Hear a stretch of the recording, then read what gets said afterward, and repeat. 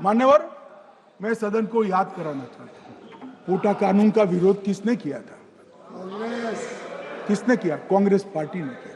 हमारे पास बहुमत नहीं था राज्यसभा में, मजबूरन हमने कानून को गिर गया, मजबूरन संयुक्त सत्र बुलाना पड़ा और पोटा कानून संयुक्त सत्र में पारित हुआ। देश नहीं भूल सकता मान्यवर। और पोटा कानून को रोककर आज भी कांग्रेस पार्टी के नेता जब बोले तब कहे, पोटा कानून को रोककर किसको बताना चाहते थे आप? किसको बचाना चाहते थे? पोटा तो आतंकवादियों के खिलाफ था।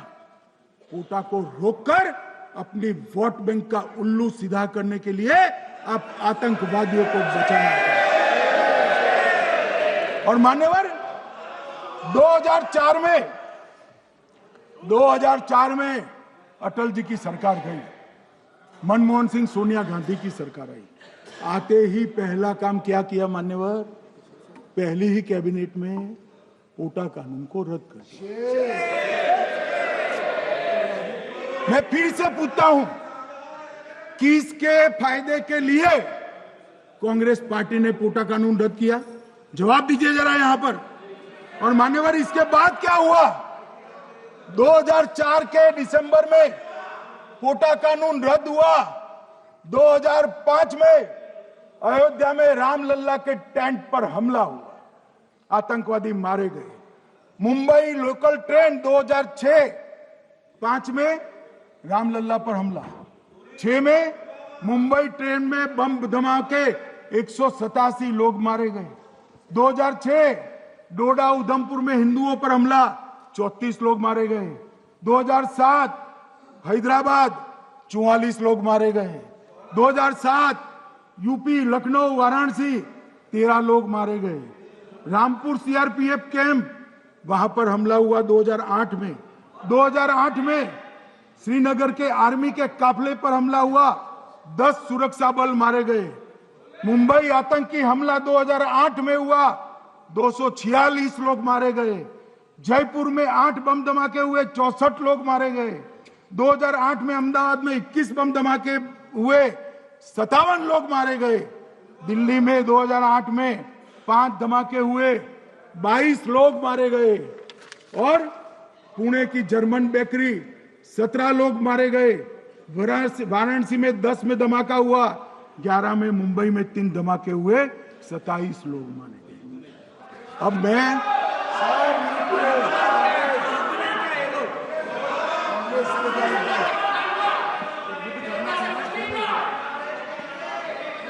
मान्यवर, आतंकवाद के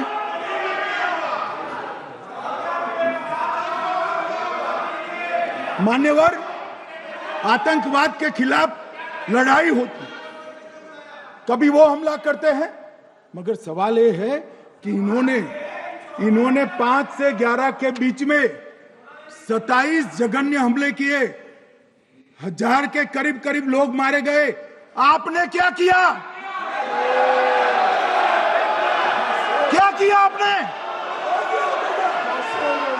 जवाब दीजिए, क्या किया? और मैं राहुल गांधी जी को चैलेंज देना चाहता हूं, इन्होंने इस आतंकवादी हमलों के खिलाफ उनकी सरकार ने जो कदम उठाए, यहां खड़े रहकर हिम्मत से बताए देश की जनता को। कुछ नहीं किया मान्यवर। ये यहां से आतंकवादियों की फोटो पाकिस्तान भेजते रहे, डोजियर भेजते रहे।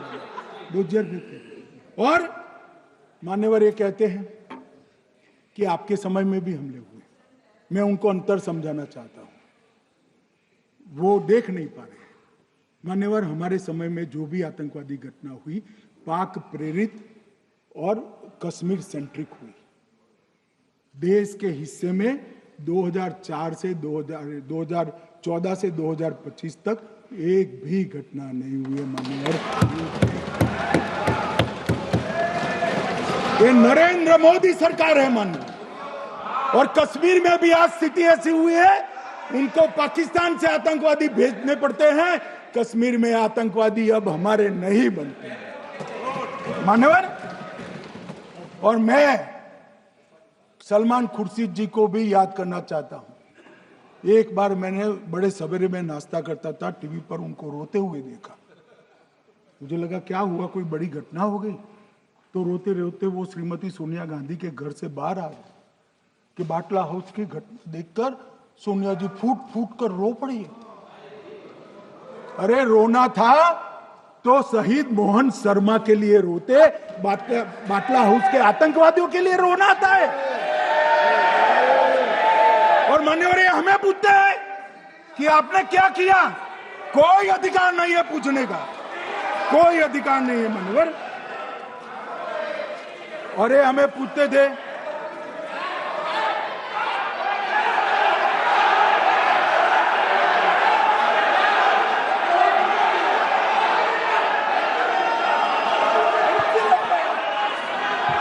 मान्यवर अभी 25% बाकी।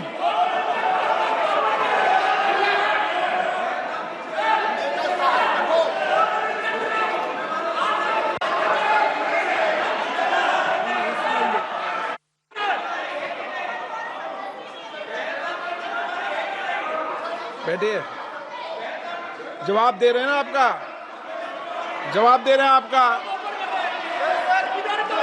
पहलगांव के बाद जो घटनाक्रम घटित उसका जवाब दे दिया ना माननीय गृह मंत्री जी ने। आपने पूछा आतंकवादियों क्या हुआ, आतंकवादियों का जवाब दे दिया। क्या पूछना चाहते हैं आप? आपने हर सवाल पूछा, हर सवाल जवाब सुनिए माननीय गृह मंत्री जी।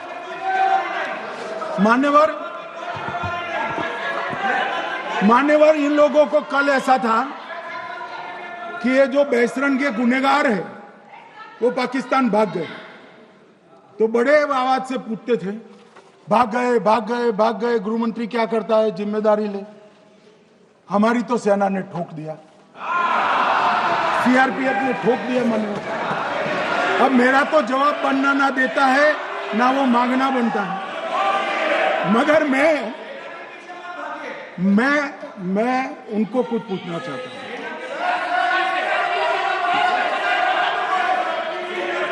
मान्यवर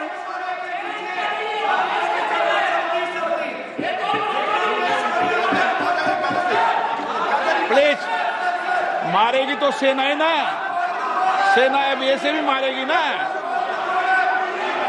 तो वो भी ये कह रहे हैं सेना और सीआईएसएफ ने मारा।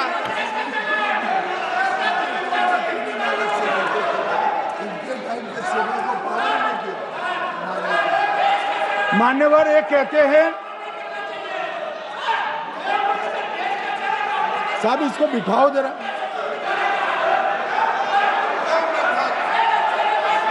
हाँ प्लीज बैठिए बैठिए बैठिए बैठिए बैठिए।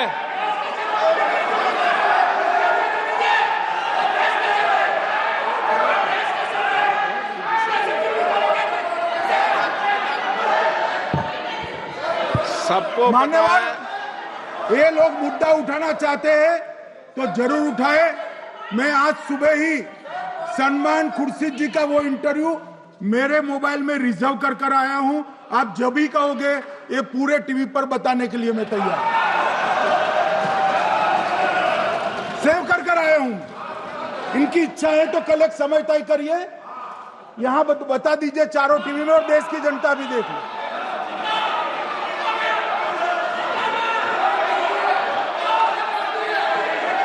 मान्यवर कह रहे हैं बताओ, आप बताओ, बताना है या नहीं बताना? ये पूछो ना उनको।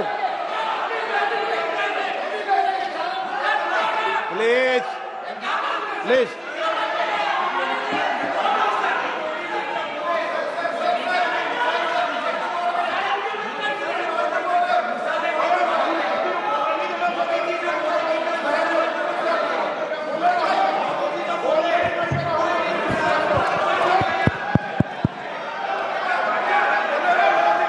बिट्टू बैठ जा।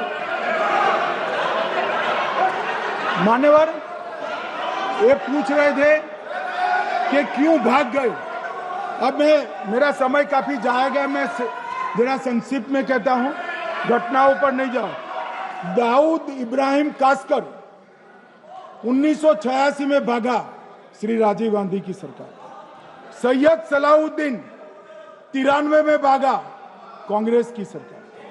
टाइगर मेमन 93 में भागा, कांग्रेस की सरकार। अनीस इब्राहिम कासकर 93 में भागा, इनकी सरकार। रियाज भटकल 2007 में भागा, इनकी सरकार। इकबाल भटकर 2010 में भागा, इनकी सरकार। मिर्जा सादाब बेग 2009 में भागा, इनकी सरकार।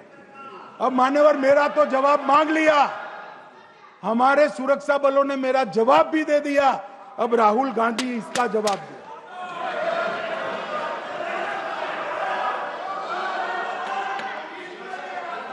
मान्यवर, अब मैं कश्मीर के विषय में मैं बात करना चाहता हूं। कल कहते थे कि गृह मंत्री ने भाषण किया था कि 370 की कलम जाएगी तो आतंकवाद कम हो जाएगा। क्या हो? मान्यवर, मेरा हिसाब देना बनता है। हम भारतीय जनता पार्टी के कार्यकर्ता हैं, ये नरेंद्र मोदी जी की सरकार है, हम जवाबदेह होते हैं जनता के प्रति, संसद के प्रति और देश के हितों के प्रति। मैं आज देश की जनता के सामने 2004 से 14 और 2015 से 25 10-10 साल का लेखा जोखा रखना चाहता हूं। 2004 से 14 में अखंड सोनिया मनमोहन की सरकार थी 10 साल की, और 15 से 25 अखंड रूप से नरेंद्र मोदी जी की सरकार। कश्मीर में टेरर इंसिडेंट 7,217 हुए थे 2004 से 14 में। 70% की कमी के साथ 2150 हो गए 1525। नागरिकों की मृत्यु 2004 से 14 में 1770 हुई, 2015 से 25 में कम होकर 357 हो गई, 80%। सिक्योरिटी फोर्सेस की मृत्यु 1060 हो गई उस वक्त, और हमारे समय में 542 हुई, और टेररिस्टों की मृत्यु में 123% की वृद्धि हुई। ये हमें पूछ रहे हैं क्या हुआ? आंकड़े से भाग नहीं सकते भाई, आंकड़े से भाग नहीं सकते। और अब मैं कहता हूं कि धारा 370 ने कश्मीर में आतंकवादी इकोसिस्टम को नष्ट कर दिया है, जिस धारा 370 को आपने इतने साल तक बचा